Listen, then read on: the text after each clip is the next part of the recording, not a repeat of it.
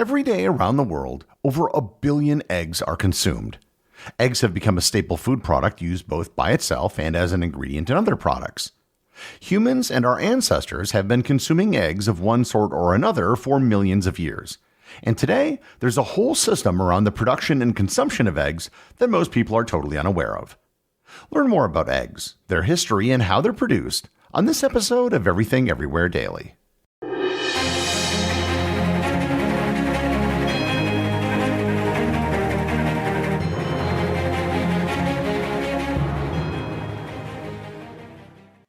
This episode is sponsored by BetterHelp. We're now well into 2024, and it's the time of year when people make resolutions to change their lives. However, most of us don't need to overhaul our lives completely. Most of us simply need to recognize and focus on our strengths. It isn't necessary to make extreme resolutions, you just need someone to help you recognize what you're doing right so you can work on what needs improvement. BetterHelp is all about making professional counseling accessible, convenient, and affordable. With BetterHelp, you can connect with a licensed therapist from the comfort of your own home via online video sessions, chat, or phone calls. No matter where you are or what you're going through, BetterHelp is there for you. Just fill out a brief questionnaire to get matched with a licensed therapist, and you can switch therapists at any time for no additional charge.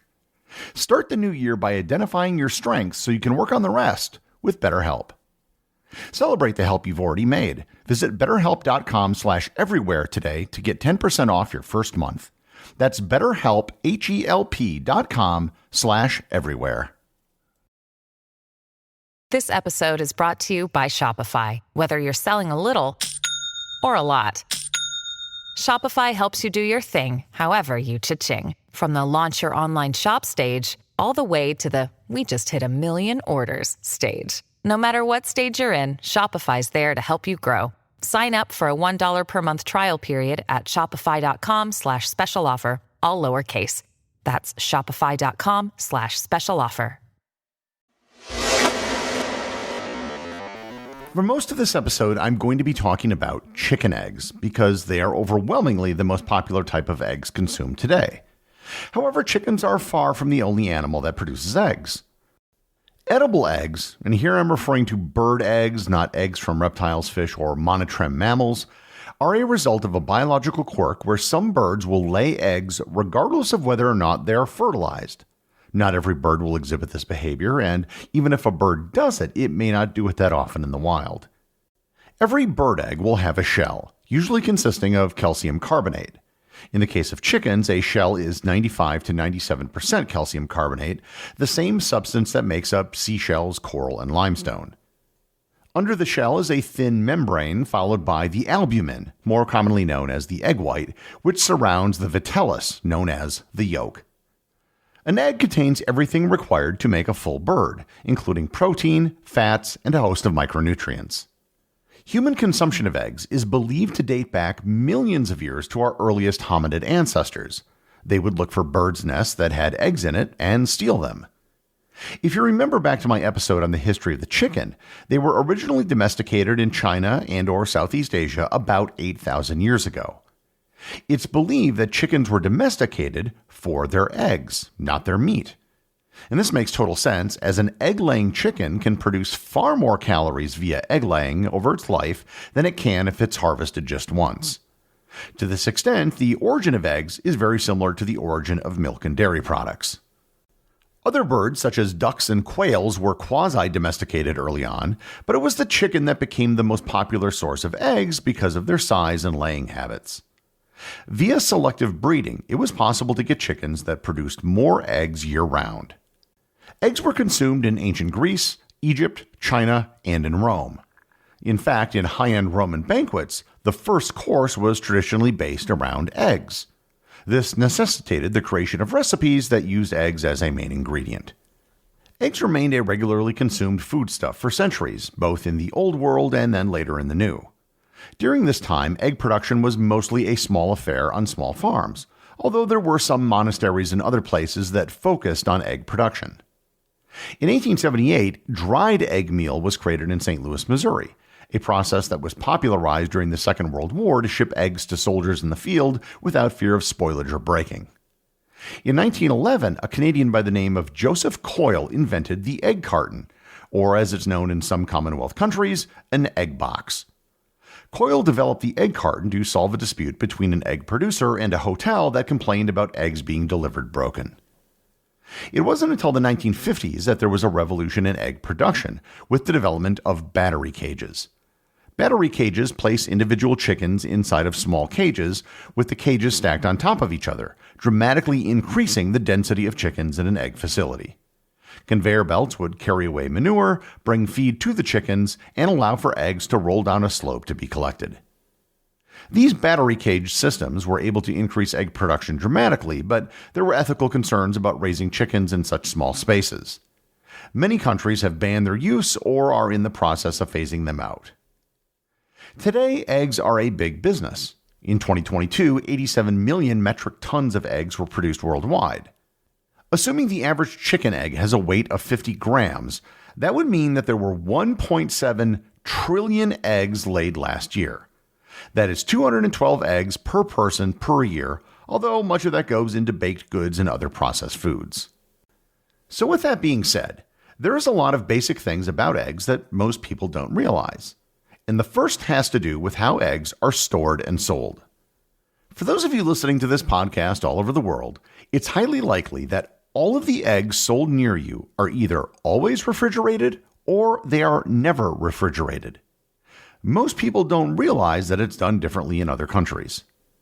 In the United States, Canada, Australia, and Japan, eggs are almost always refrigerated. In Europe and most other countries, eggs are never refrigerated.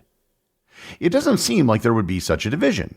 Either one or the other would be the safe way to store and sell eggs. And obviously for centuries there was no refrigeration, so people managed to store eggs just fine without it. The difference in egg storage has to do with salmonella, a disease that can be transmitted through chickens. After an outbreak of salmonella in the 1970s, the United States instituted a policy of cleaning eggs soon after they're laid. They're cleaned with hot water and soap to remove a very thin natural covering on an egg known as a cuticle. The cuticle normally provides a barrier for the egg which protects it from water, air, and bacteria. Without the cuticle, it's necessary to do something to inhibit bacterial growth. This system of egg washing and refrigeration was adopted in Japan, Australia, and Canada as well. In other countries, such as most of Europe, they took the exact opposite approach. They prohibited egg washing to keep the cuticle intact, thus protecting the egg. With the cuticle intact, there's no need to refrigerate the egg. Both methods can work, as seen by the large number of eggs consumed in both refrigerated and non-refrigerated countries. Each system has its pluses and minuses. Refrigerated eggs can last longer, about 50 days rather than just 21. However, refrigerated eggs can absorb odors and flavors from other foods that they're refrigerated with, and many people say that eggs at room temperature just taste better. If you get eggs from a farmer's market that aren't refrigerated, then you probably don't need to refrigerate them. One thing you may have noticed about eggs is that they sometimes have different colored shells. White is popular and brown is not uncommon. However, there can be speckled egg shells and even blue egg shells.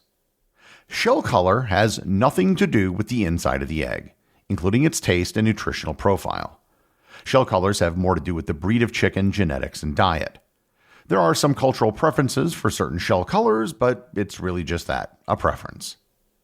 Fun fact, because eggshells are mostly calcium carbonate, you can actually dissolve an eggshell in vinegar, and the result is a raw egg which is held together by the very thin membrane that's under the shell. The white of an egg is translucent and only turns white when it's cooked. The egg white is mostly water with about 10% protein.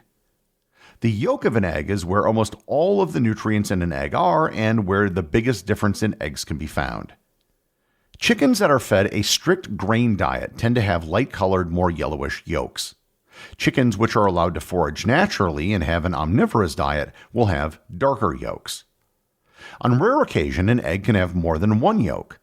Double yolk eggs tend to be laid by younger or older hens, but certain breeds are more likely to have double yolks as well. The odds of getting a double yolk egg have been reported to be about 1 in 1,000, and the odds of a triple yolk are estimated to be about 1 in 25 million. The Guinness Book of World Records has determined the most yolks in a single egg to be 9. The record egg was found by Diana Hainsworth of Hainsworth Poultry Farms located in Mount Morris, New York in July of 1971. When you're buying eggs, at least in the United States, there are several things to look for on the carton. And the first thing that will be listed is the grade of the egg. Eggs can have one of 3 grades: AA, A, and B. The grade of an egg is determined by the shell and the yolk. A AA grade egg will have an unblemished shell and a firm, round yolk with no spots of blood inside. The yolk can be analyzed via a device known as an egg candler, which is really just a bright light that can shine through the egg, giving you an outline of what's inside. A single A grade egg is not that much different from a AA egg. The yolk is perhaps a bit less defined, and there may be some minor blemishes on the shell. The biggest difference between a AA and a single A is aesthetics. A B grade egg, however, is very different. There might be a hairline fracture in the shell, meat or blood spots inside the egg, and other defects. Grade B eggs are almost never sold directly to consumers. They're perfectly edible, but they're usually sold to commercial operators who would use them in bulk. And if there's anything worse than a B grade, it'll usually be destroyed. Another thing you'll find on most egg cartons is a size. Eggs have 6 size classifications: peewee, small, medium, large, extra large, and jumbo. The size classifications are actually made via weighing the egg, not by measuring the size or volume. However, the odds are that an egg will have a larger volume the more it weighs. The final thing that you'll find on a carton of eggs is something that isn't nearly as defined or regulated: the living conditions of the chicken. If there is nothing whatsoever on the package, then the odds are that the chickens were raised in a very small cage of only about 67 square inches. The chickens were also only fed a diet of corn or soy, and this is how the vast majority of commercial eggs are produced. The next term, which is rather deceptive, is the term cage-free. Cage-free sounds like the chicken is just able to walk around a farm field all day. In reality, a cage-free chicken will probably never be outside and see sunlight. They have a space of approximately 1.2 square feet allotted to them, only slightly larger than caged chickens. They might not be in a cage because they're just walking around in a crowded area indoors with other chickens. The next type is free-range chicken eggs. Free-range, again, evokes certain images, but in reality, it's probably not that different from the environment cage-free birds are raised in, except they get a bit more space on average and have some access to the outdoors. The final and most expensive type of egg are pasture-raised eggs. Pasture-raised eggs are pretty much what you would expect. Chickens have vastly more space, often 100 square feet per bird, and are almost always outside and have a more varied diet because they can peck and scratch the ground. None of these 4 terms to describe the living environments of chickens are legally defined, nor are they strictly enforceable. Eggs are enormously popular and widely consumed, and what we do today is simply the modern version of what our hominid ancestors did, who would often steal eggs out of a bird's nest whenever they could find them. The executive producer of Everything Everywhere Daily is Charles Daniel. The associate producers are Peter Bennett and Cameron Kieffer. I wanted to give a big thanks to everyone who supports the show on Patreon. Your support helps me put out a new show every day. And if you're interested in Everything Everywhere Daily merchandise, Patreon is currently the only place where it's available. And if you'd like to talk to other listeners of the show and get notified of future episodes and projects, please join my Facebook group or Discord server. Links to everything are in the show notes.